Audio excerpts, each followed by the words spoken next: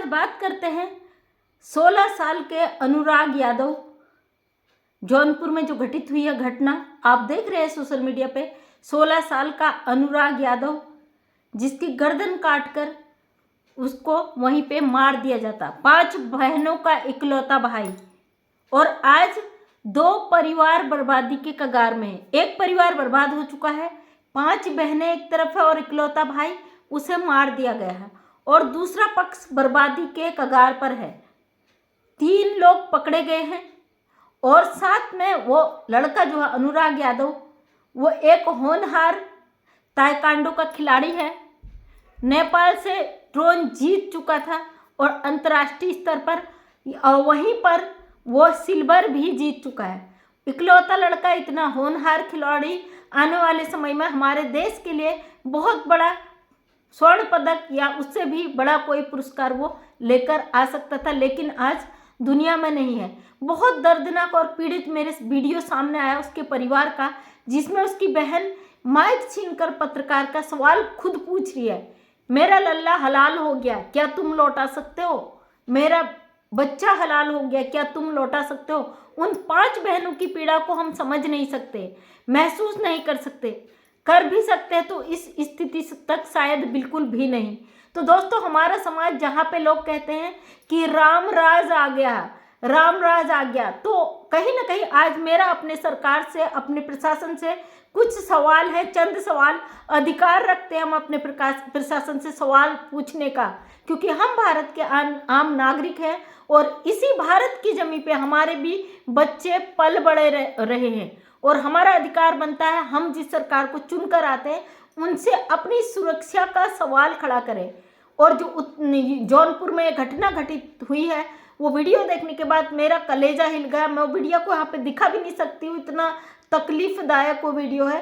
साथ में उसे देखकर हम अपने देश में, इस आज़ाद भारत में रह रहे हैं, कहीं ना कहीं हमें तकलीफ है कि हम कहाँ पर सुरक्षित है। 5 बहनों का इकलौता भाई, सर धड़ से अलग कर दिया जाता है, माँ उस बच्चे के सर को गोद में लेकर दहाड़े मारकर रोती। उस माँ के पीड़ा को क्या हम समझ सकते हैं जिसका इकलौता बेटे का सर धड़ से अलग कर दिया गया हो?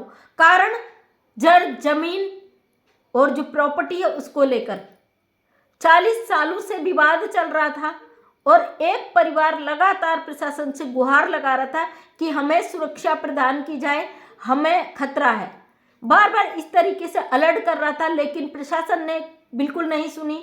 फाइनली उस बच्चे का सर आंगन में ही वो माँ और बहनों के सामने में धड़ से अलग कर दिया जाता है तलवारों से, और इसमें शामिल जो है प्रशासन का ही एक कर्मचारी, वो दरोगा पद पर है। दरोगा कहने में मुझे भी शर्म आ रही, क्योंकि भाई मैं भी प्रशासनिक परिवार से हूँ और मेरे भी हस्बैंड उत्तराखंड पुलिस में दरोगा रह चुके हैं, तो मुझे भी कहीं ना कहीं ये तकलीफ हो रहा है कि एक व्यक्ति जो प्रशासन का अधिकारी गलत करता है उसकी वजह से सब लोगों पे शिकंजा कस जाता है, कहीं ना कहीं पुलिस बदनाम होती है और प्रशासन पर सवाल खड़ा होता है।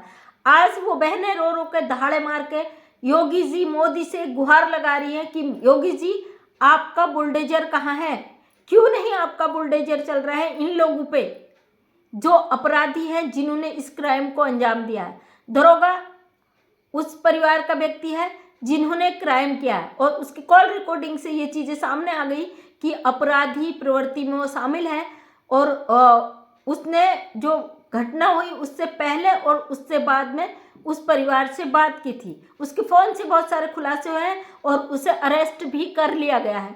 और उसके परिवार का कहना है, अनुराग यादव के, कि हम इस जांच से और इस जो कार्रवाई है उससे बिल्कुल भी संतुष्ट नहीं है, क्योंकि हमारी आंखों के सामने में हमारे लल्ला को मार दिया गया, उसका सर धड़ से अलग कर दिया गया, हम अपनी आंखों के सामने में ये सब चीज़ देख रहे थे। हम सरकार से संतुष्ट नहीं है, बिल्कुल भी संतुष्ट नहीं है। और सोचिए उन 5 बहनों की क्या हालत होगी जिनका इकलौता आंखों का चिराग बुझा दिया गया हो। दिवाली के अवसर पे ये सब चीज़ें हुई, और आज 6वां या 7वां दिन है, और मैंने जब सोशल मीडिया पे वीडियो देखा, काफ़ी दिनों से देख रही थी, काफ़ी बड़े बड़े चैनल, बड़े बड़े मीडिया कर्मियों का जमवाड़ा वहाँ पे लगा, हर कोई सवाल पूछ रहा है उस परिवार से। आज वो परिवार इतना टूट चुका है कि भाई अब उनकी बर्दाश्त से हद हो गई, और जो उसकी बहन है वो माइक छीन लेती है मीडिया कर्मी से और खुद सवाल करने लगती है, मेरा लल्ला हलाल हो गया, आप क्या लौटा सकते हो? योगी जी क्या लौटा सकते हैं? योगी जी का बुलडोजर कहाँ है? आज उस बिटिया का सवाल सीधे योगी जी मोदी जी पर चल रहा है। जाहिर सी बात है, हम कहते हैं ना राम राज आ गया, राम राज आ गया। राम राज क्या था? राम के राज्य में जब रामचंद्र जी एक राजा थे, स्वयं उनके ऊपर विपत्ति आई, माता सीता पर ये सवाल खड़े किए गए कि ये पराई स्त्री पराए घर में रह के आई है, तो रामचंद्र जी ने अपने आम जनता, एक धोबी जो कपड़े धोने का काम करता, उसके कहने पे माता सीता का दोबारा त्याग कर दिया था, सिर्फ इसलिए क्योंकि वो उस देश की जनता थी, रामचंद्र जी के रामराज की जनता थी। उस धोबी के कहने पे महारानी सीता माता को त्याग देते हैं। क्यों?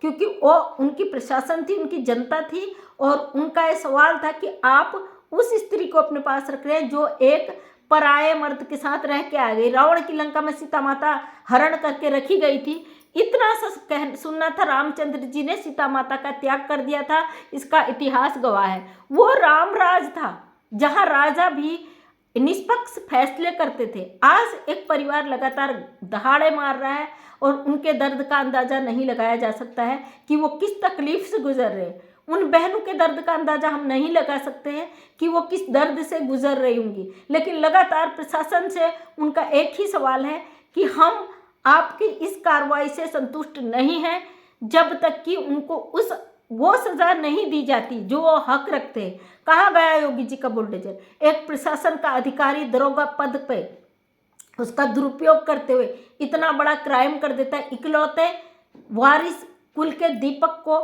हमेशा के लिए बंद कर देता, बुझा देता, ओझल कर देता है। क्या हम इसी आजाद भारत में रह रहे हैं और यही दिन देखने के लिए रह रहे हैं? बहुत पीड़ा का विषय है। और जो ये वीडियो मैंने देखा, इसको देखने के बाद 1 घंटे तक मैं खुद सोच में पड़ गई कि हम कहाँ जी रहे हैं। जब 40 सालों से वो परिवार गुहार लगा रहा था, क्या प्रशासन को अलर्ट नहीं रहना चाहिए था? क्या प्रशासन को इस पर कदम नहीं उठाया जाना चाहिए था? प्रशासन को इन चीज़ों पर रोक नहीं लगाई जानी चाहिए थी? उस बहन का जो कहना है, बच्ची का, उसका कहना है कि वो लोग जो अपराध करके निकल गए वो हमारे सामने से मुस्कुरा कर जाते हैं। इतने बड़े क्राइम को करने के बाद, एक बच्ची के सर को धड़ से अलग कर देने के बाद, एक दबंगई से इस तरीके से मुस्कुरा के जाते हैं। हमारे साथ ये हादसा हुआ है, वो लोग मुस्कुरा के जाते हैं। तो सोचिए उस परिवार के दिल और आत्मा पर क्या गुजर रही होगी जिस परिवार के साथ ये घटना घटित हुई है। तो दोस्तों, इसीलिए लोग कानून और प्रशासन से सवाल करता है जब उनका भरोसा टूट जाता है। प्रशासन, जो दरोगा उस परिवार का बेटा, उसकी दबंगई के चलते कि मैं एक पुलिस पद पर हूँ, कोई हमारा कुछ नहीं बिगाड़ सकता है, इसलिए इतनी बड़ी घटना को उसकी सह के रहते हुए अंजाम दिया जाता है। पैसे खाकर, पद में रहकर, उसका दुरुपयोग करते हुए जो लोग यहाँ पे कर रहे हैं, ये सोशल मीडिया पे लगातार ये चीज़ें चल रही है। आप देख रहे हो जौनपुर में जो घटना हुआ है, उसका क्या ही कहे। इतना शर्मनाक जो घटना हमारे देश में हुआ है, क्या जल्द से जल्द इन पे कड़ी से कड़ी कार्रवाई नहीं होनी चाहिए कि आगे को कोई भी व्यक्ति इस तरीके का क्राइम करे 10 बार सोचे कि ये घटना हुआ था, उसके साथ ये रिजल्ट आया था। क्यों प्रशासन इतना लेट लपेट करता है ऐसे मामलों में? जो मामला इतना सेंसिटिव होता है, लोगों की भावनाओं से जुड़ा होता है और तमाम दुनिया इस पर आहत होती है, क्या ऐसे डिसीजन को तुरंत नहीं लेना चाहिए? सरकार को तुरंत इस पर एक्शन नहीं लेना चाहिए? उन 3 लोगों को गिरफ्तार कर लेने से क्या ये फैसला सरकार ले पाएगी? उसमें से एक व्यक्ति फरार चल रहा है, उसकी घर की कुड़की नहीं करनी चाहिए, उसको बुलडोजर नहीं चलना चाहिए। हालांकि कुछ कानूनी नियम होते हैं, गवर्नमेंट उसी के तहत करती है। और जब मामला गरम गरम होता है, पब्लिक इस पर बहुत सारी संपत्ति और टीआरपी के लिए तमाम चीज़ें आती ट्रेन में, लेकिन मामला ठंडा हो जाता, उनको कोई भी पूछने वाला नहीं होता, उस परिवार को कोई भी देखने वाला नहीं होता है जिनके साथ ये घटना घटित होती है। अभी कुछ ही दिन पहले मेरे घर के पास भी कुछ दूरी में घटना हुआ है। एक भाई ने अपने चचेरे भाई को गोली मार के उसकी हत्या कर दी थी, वो भी जेल में है।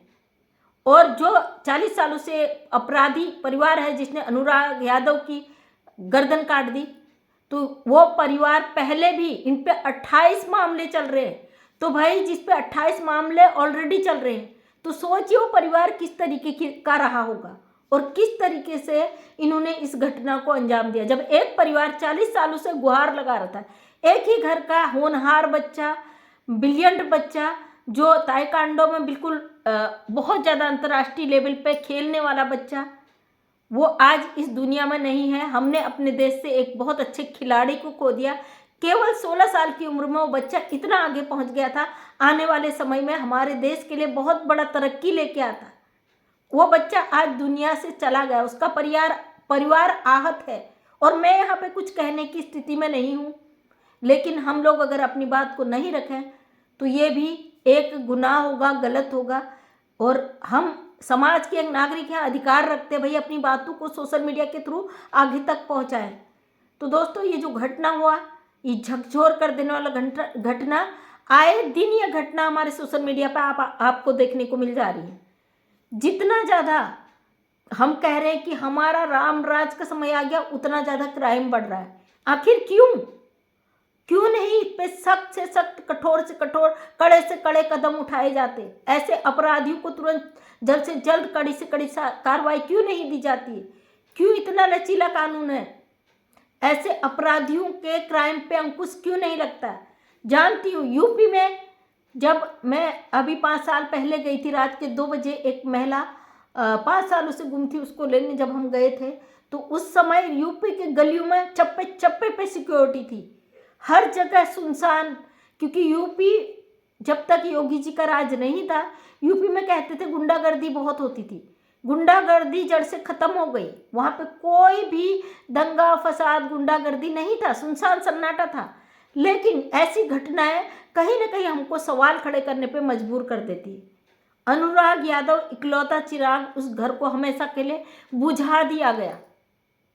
बहुत से ऐसे परिवार हैं, बहुत से ऐसे बच्चे हैं जो आपसी रंजिशों के शिकार हो जाते हैं। क्या गलती थी उस बच्चे की? क्या गलती थी उस परिवार की? अपने लिए सुरक्षा प्रदान मांग रहा था ना, लेकिन एक दरोगा दबंगईता से, उस परिवार का बेटा होने से, उस परिवार के बेटे के सही में उन लोगों ने इतने बड़े घटना को अंजाम दे दिया। एक बच्चा जिंदगी से चला गया, एक परिवार अपने इकलौते चिराग से दूर हो गया। दुनिया की हर चीज मिल जाती है, अपने को खोने का जो दर्द है ना, वो वही समझ सकता है जो इससे गुजर रहा हो। बहुत दुख हुआ उस बिटिया को देख के, किसी का मायक तोड़ रही है, किसी पे झपट रही, मतलब एक पागलों जैसी स्थिति हो गई। संभव सी बात है भाई, किसी भी घर में अगर ऐसा घटना होगा तो कोई भी व्यक्ति पागल हो जाएगा। दरोगा पद में रहने वाला व्यक्ति इस तरीके से क्राइम करेगा, जो पब्लिक को सुरक्षा प्रदान करता है, पब्लिक की सिक्योरिटी की जिम्मेदारी होती है।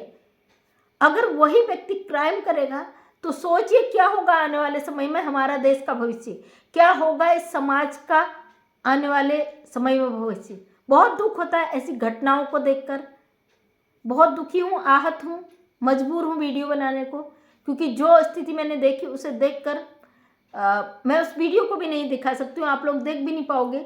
सोशल मीडिया पे बहुत तेज़ी से जौनपुर की जो घटना वायरल हो रही है, आप उस पर अपनी राय ज़रूर दीजिएगा दोस्तों। बहुत दुखी हूँ, और जब भी ऐसे मामले देखती हूँ तो सीधे दिल पे लगता है, और कुछ शब्द हम यहाँ पे रख भी नहीं सकते। आप सभी का दिल से धन्यवाद, आप समाज से जुड़े हो, हमेशा अपनी राय देकर एक हमें गाइडलाइन देते हो कि हम किस तरीके से समाज में सही गलत कर रहे हैं। वो रास्ता हमें आप ही लोग दिखाते हो।